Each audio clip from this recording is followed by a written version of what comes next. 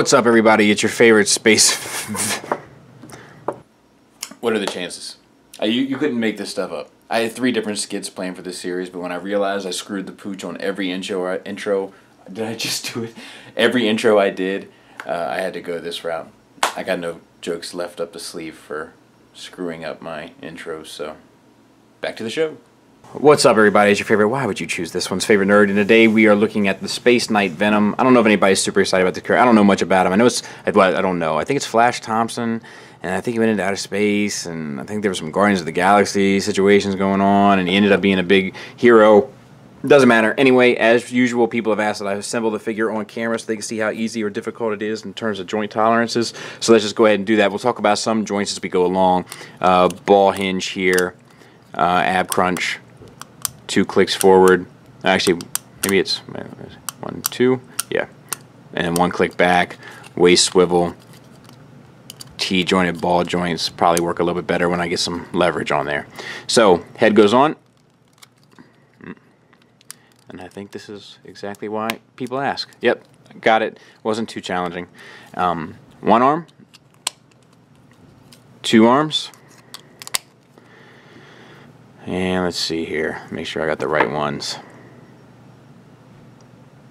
Yeah, this goes here, I think, and then this one here. And there he is, and we'll take a look at him. So let's just go through, we'll see how everything works. Once again, ball hinge for the head works really well, sculpt-wise and articulation-wise, so that's good. Paint on the face is really clean. The eyes are even painted clean, and they're kind of up in a little bit of a nook there. Let's see if I can get you in tight. I don't know if you're going to be able to see that or not, but they're up in there. Swivel works fine. Sculpted detail on the chest. The spider is actually sculpted. See, that's what I'm talking about. Like, if they start stepping things up to that level, whew, that would be really nice.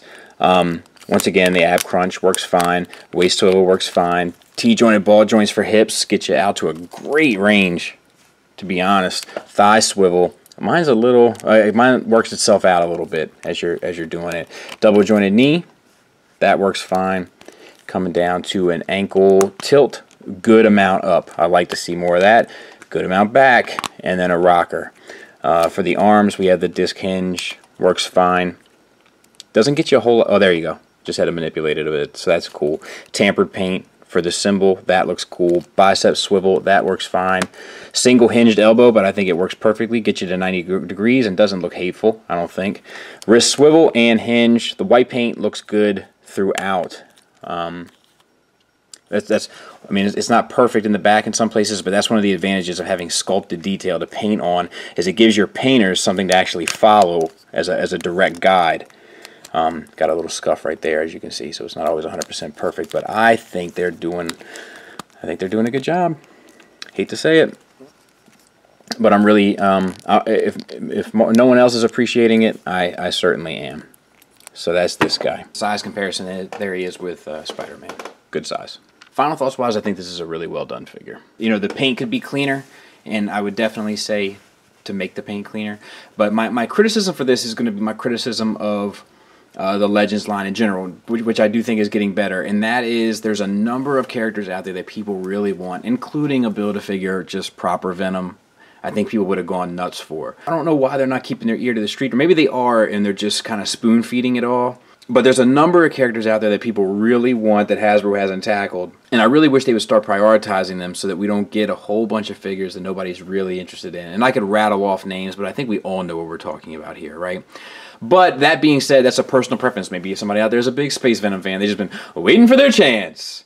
And if it is, then the good news is you've got a good one here. But this doesn't really do anything for me, you know, character-wise. I have a Venom represented on my shelf, and I'm kind of good with that. And I think a lot of people kind of feel the same way. I'm recording this the weekend of SDCC, so I'm waiting for some of these announcements, and I have my fingers crossed, my toes crossed. I have 2 hairs on my big toe that are kind of abnormally long. I have those wrapped around each other, hoping that Marvel and Fox are starting to work out some of this nonsense between X-Men and Fantastic Four. But only time will tell. We'll know by the time this gets out what happened there. Thanks for listening. Thanks for watching. Until next time, take care.